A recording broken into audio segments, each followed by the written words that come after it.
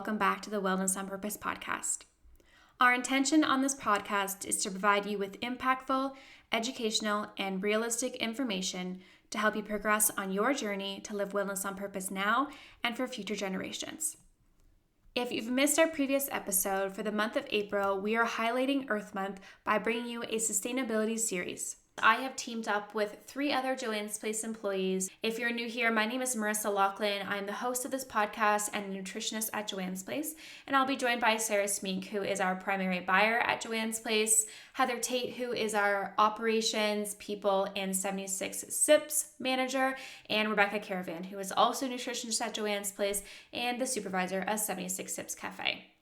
In part 1, we talked about the importance of choosing certified organic food over conventional food when it fits within your budget and when is it accessible in stores.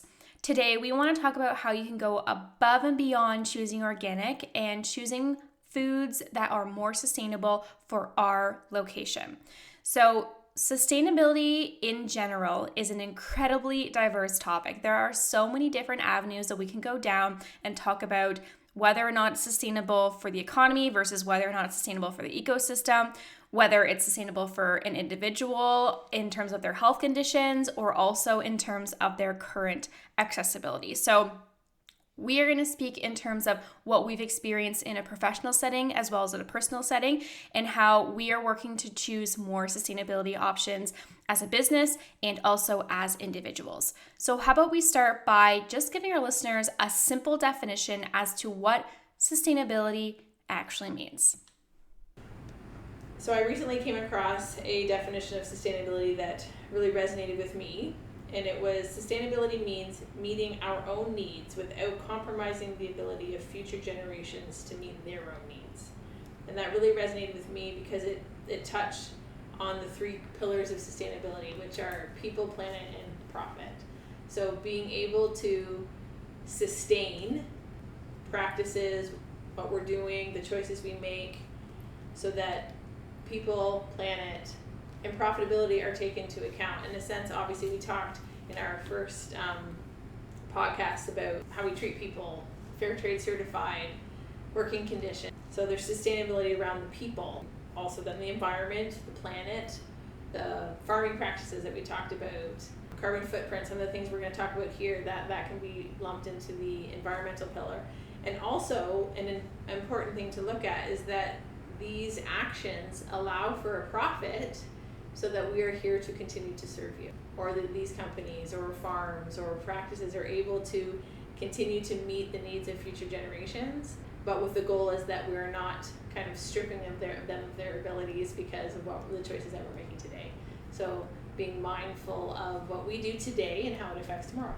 Sarah, I love that you brought attention to the fact that there are 3 different pillars when we're talking about sustainability. There is definitely the environment, the earth, our ecosystem, but there are also 2 incredibly big pieces, which is the people and also the profit. And those do go hand in hand. And we're going to actually dive a little bit deeper because I think a lot of people forget about that piece when we're talking about sustainability, is that it is not sustainable for us to remove foods that are grown in our world and on the planet, because there is the opposite end of that, which is profit. And if we just decide to stop eating those foods, there is an entire population of people who are going to be suffering. They may be out of jobs. They will not be making the profit to keep their families healthy and safe.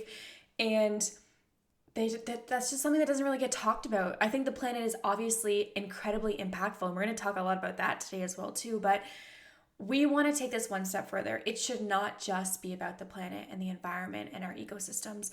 We have to consider the people and the profit that those people are making and that industry is making. So how about we start by talking about the environment, because that's what people think about.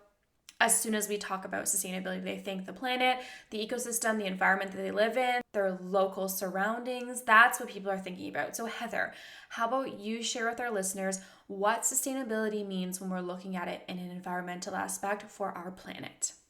it's a very broad topic or a very broad subject to look at. So when it comes to sustainability for our environment, there's a lot of practices right now when it comes to conventional farming and ethics that don't necessarily follow into sustainable practices. So we kind of touched base on this in our first podcast about the soil and things like that. So what being sustainable means is that those aspects are constantly being looked at and valued. So for soil, for a perfect example, it may be that crops are rotated so that soil isn't destroyed or depleted of the natural nutrients that it carries. It could be anything from making sure that products or the seeds that we're using or the pesticides that we're using are non-GMO or non-chemical based, so that it doesn't affect our bees and our insects and the rest of our planet in that aspect.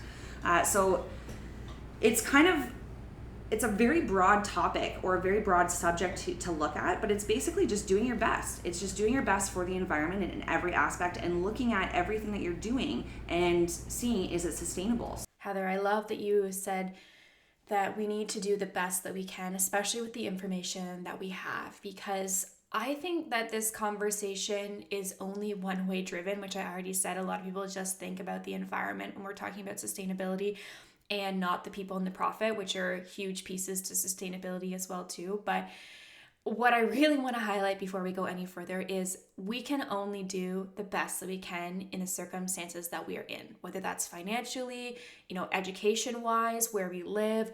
There's only so much we can do in it. There is no way, no possible way that everybody could be doing the same thing perfectly and it be sustainable. That's not possible. We really need a diverse lifestyle, diverse diets, diverse foods to keep this world and our economy and the people happy when we're talking about sustainability.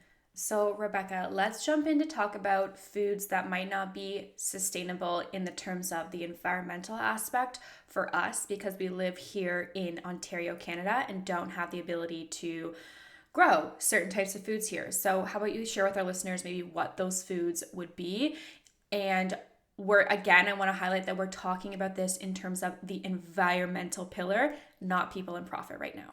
I think it's really important to take into account where we live when we're talking about eating sustainably. So taking into account that living here in Ontario specifically, we have 4 seasons. Berries aren't grown year round, apples aren't grown year round. So really being mindful of that when we're purchasing things and eating seasonally. What's really interesting is that your body tends to crave these seasonal foods, and in the fall you're going to notice that you want more like soups and stews, so then you're looking at things like squashes and that kind of thing. And in the spring you're maybe craving more of those leafy greens because that growing season is starting, and that's what's going to be offered to us. And I think that's something that we sometimes forget about, is our bodies tend to crave foods that are grown in our areas, right? So just keeping that in mind. So bananas are not grown here, avocados are not grown here, coconuts are not grown here. So keeping in mind that you want to be consuming, sort of eating within the seasons. And that's something we talk a lot about here at Joanne's Place.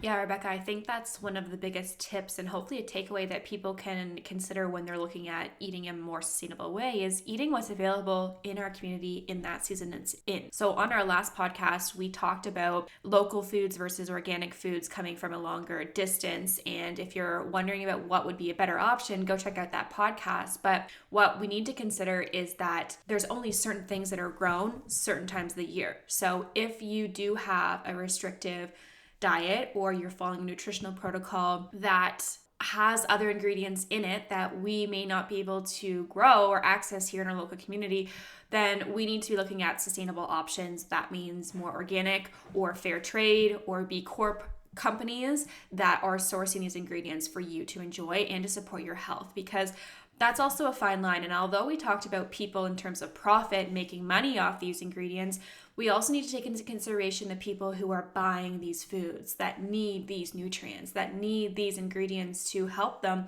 heal their body, support their body, provide their body with energy.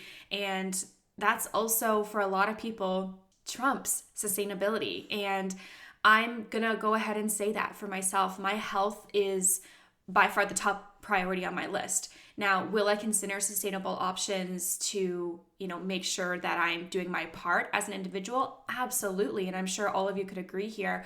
But if I need something that will enhance my health and support my body that isn't grown here in Canada, I won't think twice about buying it. So, like you said, bananas, avocados, coconuts.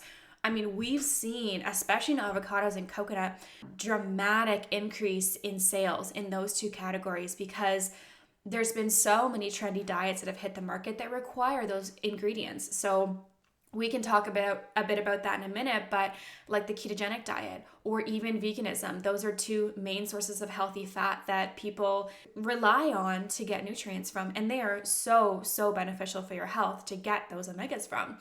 But if you've ever seen a documentary on how avocados are harvested, it is literally like a black market if it's not done in a sustainable practice way for their harvesting season. So like if it isn't a certified organic or it isn't a fair trade product, then it's a very scary working condition for the people who are growing and harvesting those ingredients. So although they might not seem the most sustainable because we cannot grow them in Ontario, we also need to adhere to the fact that it is still an industry that needs to thrive and make money.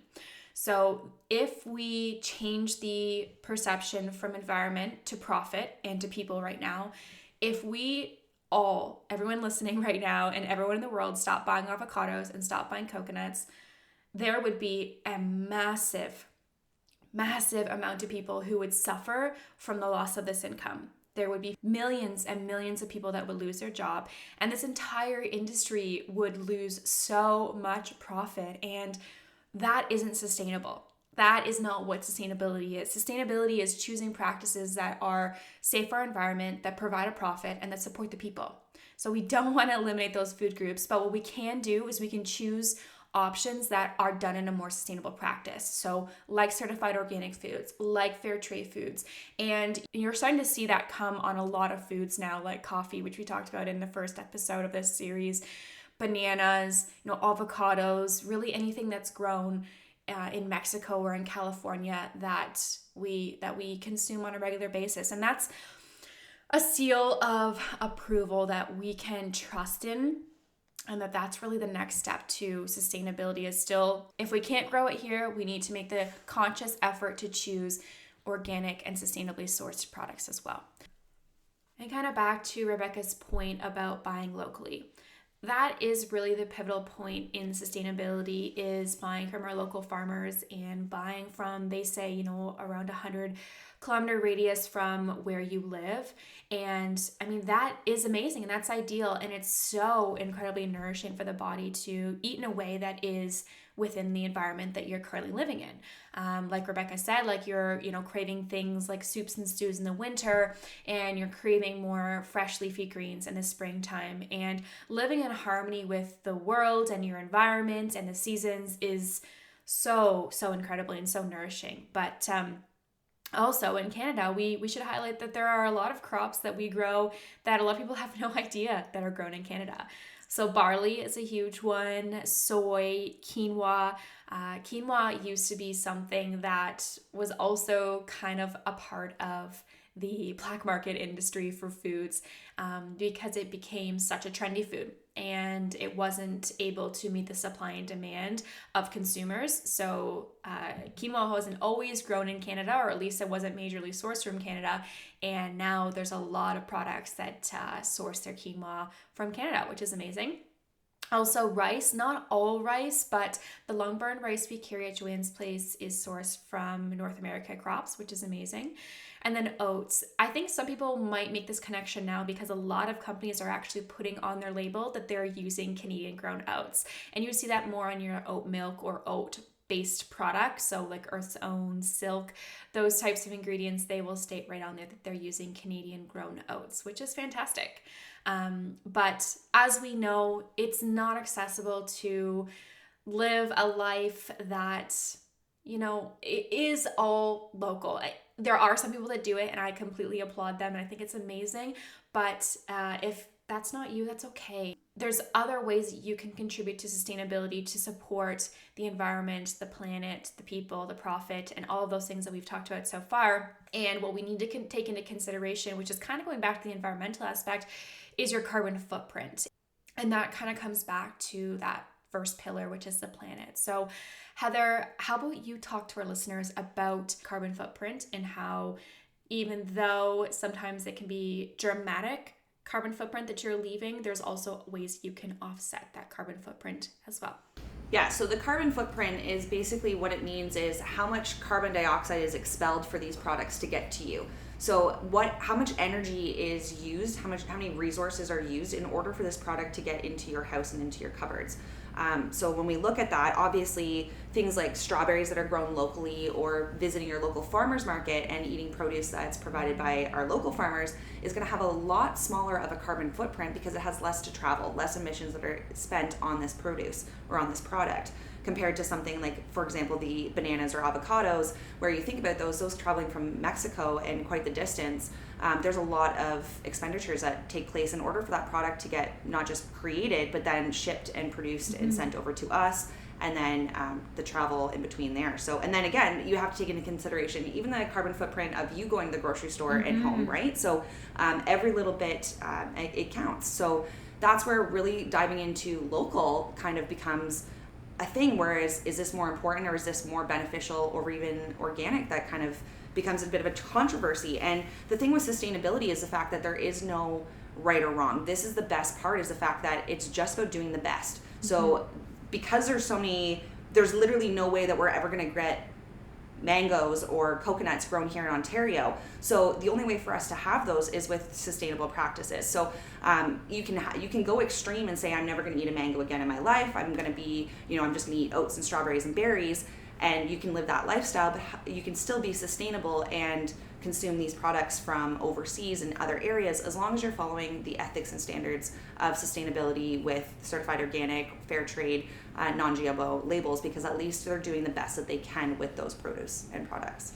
And then that's where it comes into just doing the best to reduce your carbon footprint overall, right? So if you're diehard for mangoes and pineapples and you want to have those every day in your smoothie, then making sure that you, like I said, choosing the right options for those, but then counterbalancing that with what can you shop with and purchase locally that reduces the emissions for that purchase, that can counteract what you're doing in the retrospect.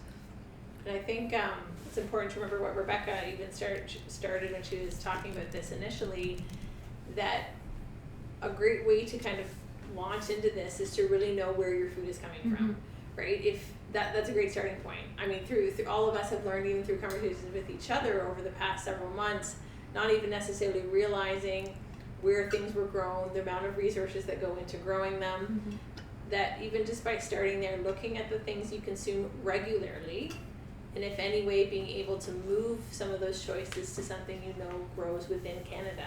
I mean, Marissa talked about that's great for you, because our bodies are used to this climate, we're used to this soil profile, that for your overall health that would be beneficial, also for the planet, as also for profit for the Canadian economy, being able to put our money back into this economy to support what we grow, and still being able to enjoy the other things that we're all talking about. Like we're saying, not cutting bananas out of your diet because they're not grown in Canada, but just being mindful of the choices that you're making, that if you truly want to live a sustainable lifestyle, that's really the first step, is the awareness. And I think sustainability means different things to different people, right? So even in our first podcast, we kind of explained like how organic we all kind of got here in different ways. So for me, being really focused on the environmental aspect, and you could have like one cause, like pick the bees or something, right? So that's your one thing that you really want to impact, instead of making it a global thing, right? So just focusing on, I want to do my best for the bee population, and that's how I'm going to focus on reducing my carbon footprint. Or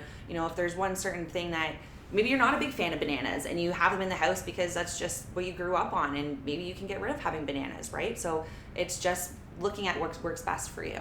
I think that's something that's so interesting, is we're really not used to doing that. Maybe some families are, but we're really not used to thinking about where did these things come from. And I think it's so eye-opening just to start asking questions, right? And doing a quick Google search. And like Heather said, I think what is also so interesting is the idea of a carbon offset. So maybe you do need to get on a plane pre-pandemic and go somewhere, but what is a way that you can offset that carbon that you've used during that? So maybe you're donating to plant a whole bunch of trees, like thinking about things in that sense. Or maybe you really want those bananas, but maybe you choose to walk to the grocery store next time or something like that. I thought you were going to say you walk to the plantain, and walk to the fields. That's a far walk to go. And pick them for yourself, right? That'd be sustainable, but that'd be a long walk. Hop on that plane, plant the trees.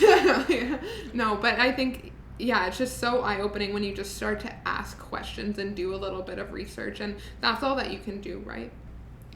Absolutely, Rebecca. I think it's just starting with asking yourself those questions. Look at the foods that you consume on a daily basis and look at the practices that you're doing, whether it's driving your car, walking, taking a bus, and asking yourself, like, what is the carbon footprint that I am contributing to and also offsetting? So I think that's a great place to start. And it just really, every conversation we've been having so far on this podcast and in this series is inquiring about the choices that you're making. And even if they aren't organic or local or the most sustainable, you've just got to start by asking yourself those questions. So the next question I want to actually ask you guys is your professional and also personal opinion on sustainable foods and sustainable diets, because we all have such a different outlook on what this might look like. Even though we all have the goal of choosing organic foods and more sustainable practices for profit, for the planet, and for the people, we all have different professions and different jobs here. I mean, Rebecca and myself were nutritionists, and Sarah's the buyer for food and organic produce in our store. And Heather is also somebody who tries to practice sustainability in all areas of her lifestyle. Since she's been a part of the Joanne's Place team, she's been trying to implement more sustainable practices in store, but she also has a tiny house. She's very sustainable as well. So we all have such a different point of view, and I want to talk about that next. So Sarah, do you want to start in talking about what's sustainable for you and your family, and maybe how you're practicing sustainable practices throughout your home? Well, I can start personally with our family. Like I touched a little bit about my husband's health concerns. He has an autoimmune disorder, and it was our naturopath actually that put us onto a paleo diet. So we talked a little bit about this in the first episode, that is definitely a meat-based diet with lots of vegetables, little to no grains. And that was really started from a health point of view, right? What was best for him and what he was going through.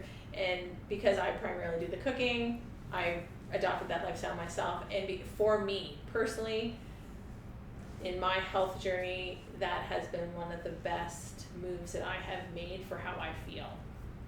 Now, obviously, we're all going to get to talk about the various ways we live and the choices we make, but definitely meat, can be a controversy when it comes to sustainability. Again, for us, we're ensuring that we're buying local meat, for example.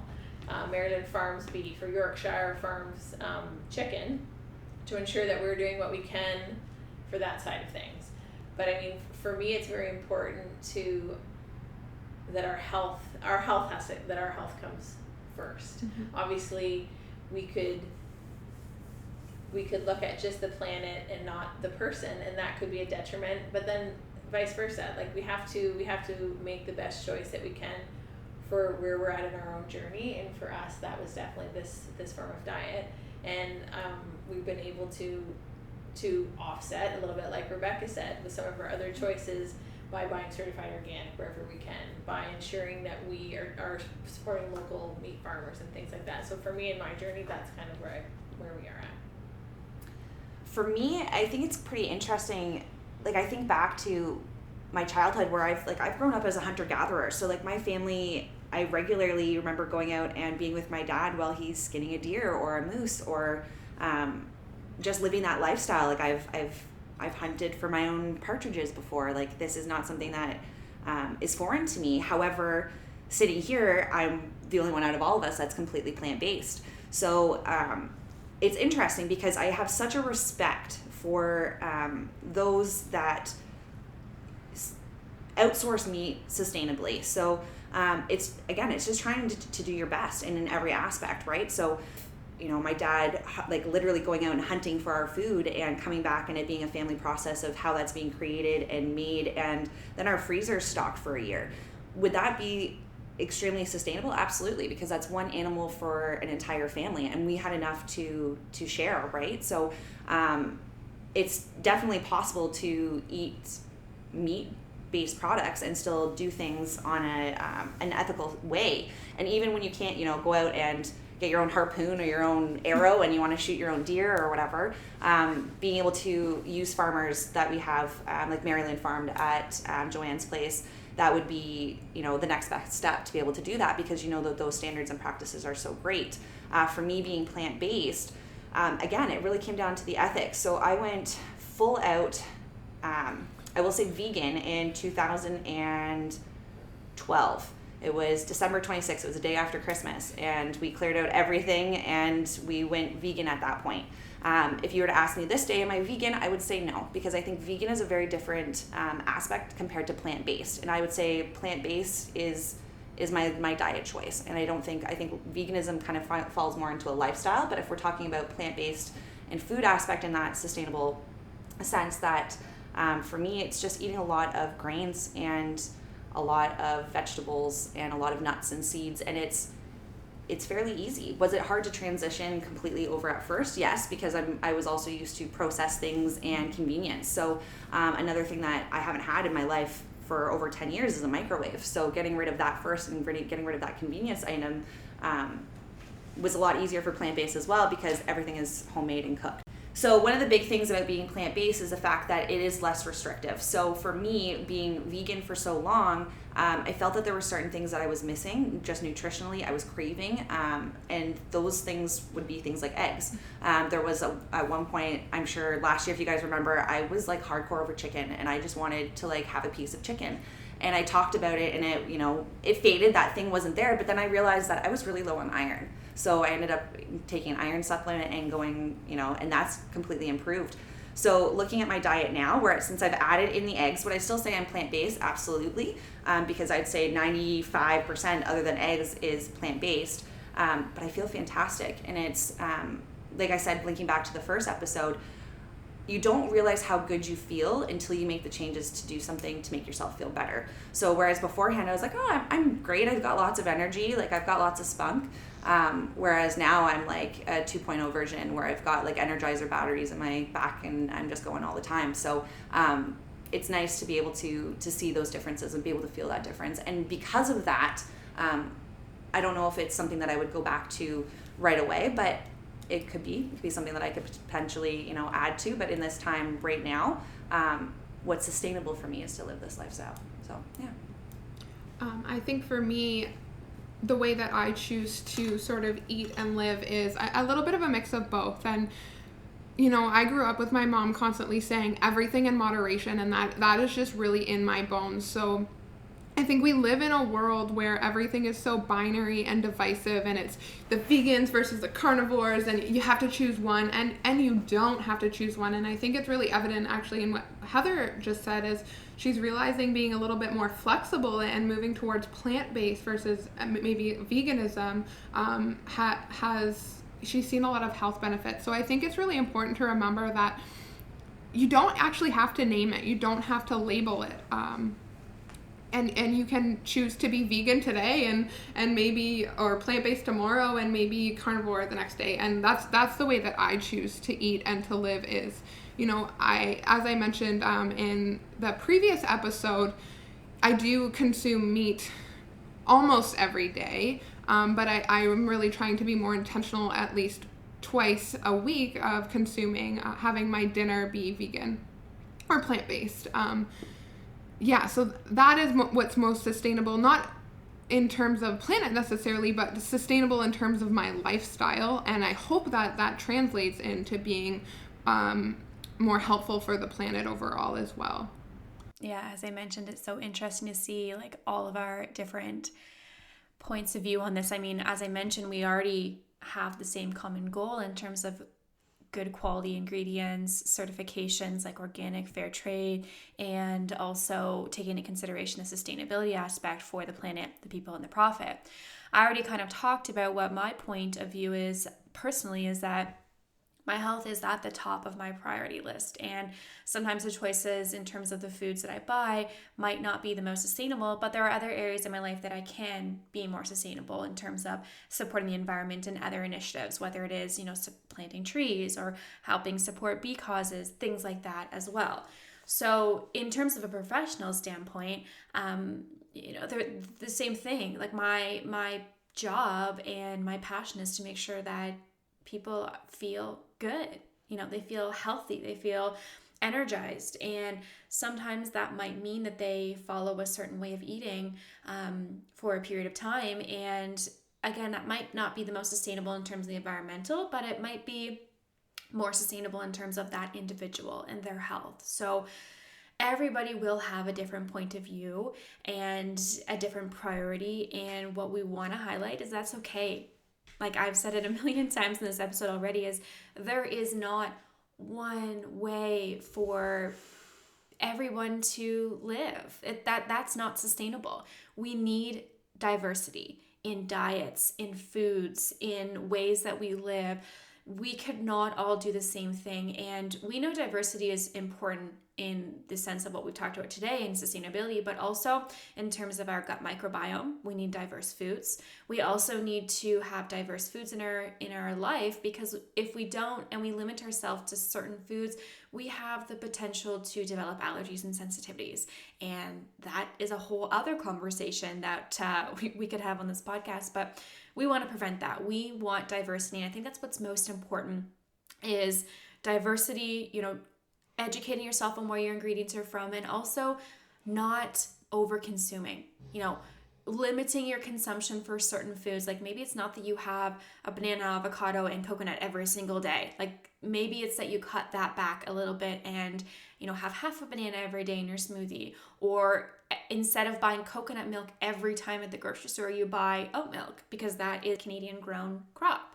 So there's different ways that you can go about it. And like we said so many times, there's not one way. We need diversity, and the vegan diet needs carnivores, and the carnivore diet people also need vegans to, be able to have crop rotation for the, cows to also graze and things like that. Like they are mutually beneficial, and we are all mutually beneficial to each other regardless of what diet we do follow. And I think one thing that can be carried out through no matter what diet you're doing is the quality of ingredients you're putting into your body.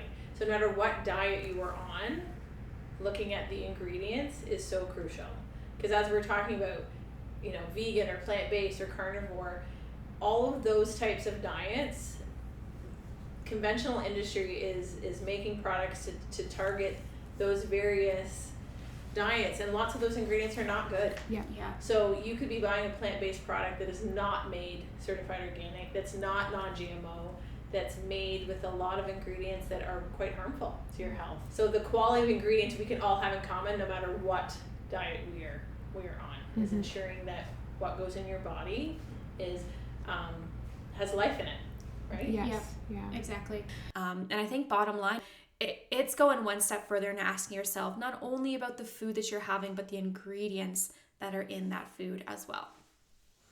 And I think it's not getting hung up on the fact that something may not work for you, right? Like we're in 2021, right? We're understanding that everyone is so unique and so different. So what my lifestyle may not work for Sarah, and and it's very clear, right? So for example, her husband's not going to be able to sustain a plant-based lifestyle because it's not going to be beneficial for him. Could he do it and still live? Yes, but is it going to be an optimal life for him? Probably not. And it's probably going to be quite terrible. So that's not the best option. So it's taking a look at, we're all different, we're all unique, and just do what feels right for you. And your body, like if you listen to your body, your body will actually tell you what you need. If you actually stop and get past the, I'm just hungry, like what are you hungry for? What is it your body is actually craving? And then you'll be able to intuitively get to that point where you can feed yourself and your body's just basically telling you what you need. Absolutely. Yeah, you're right, Heather. Really just not having to name anything. Just live life as healthily and supportive and nourishing as you can for yourself, your community, the planet, the people that are harvesting the food and making a profit from that as well too. And that's really what sustainability is. It's not just one of those pillars, it's all three of those pillars. So for our listeners, I mean, we've obviously covered a lot of information here today. So I just want to break down some simple questions to help you guys decide what the better option is in terms of sustainability. When you are shopping for produce, is it more sustainable for someone to buy a certified organic food than it is for someone to buy something from their local farmer's market that's in season? I think it depends on the reason why. Yeah. Like, if part of the reason why you're buying certified organic is for pesticide residue, then yeah, a local option will have pesticide residue, period, if it's not certified organic. But it would be kind of all of what we're talking about here, the reason why you do something. Exactly. So if it's just nutritional value, I think a lot of studies have done studies for this for years. This has been a controversial issue for so long, between conventional and certified organic nutritional value, just the nutritional value itself. Mm-hmm. And there's been lots of studies that have shown little nutritional value, but then when you dig deeper, they're asking kind of what is nutritional value? Because if a higher mineral content means more nutritional value, then that's certified organic because of the soil. So I think it comes back to why, right? Why you're doing something. And if those fall into the reasons that we discussed previously about certified organic, or if in that moment you really want to make the most sustainable choice, that is a difficult thing to answer because we all may make a different choice, but it really comes down to the why. Yeah, exactly. Why you're doing it, why you want to do it.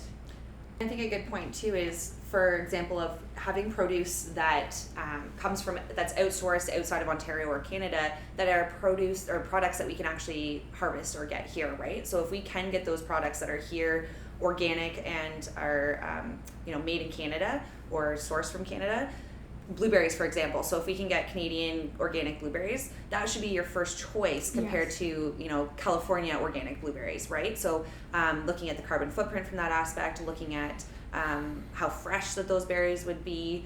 So it's, again, it's just doing your best. Well, and like we touched on it too, like there'd be like a tiered activity system, like being able to choose first certified organic local, that's seasonal.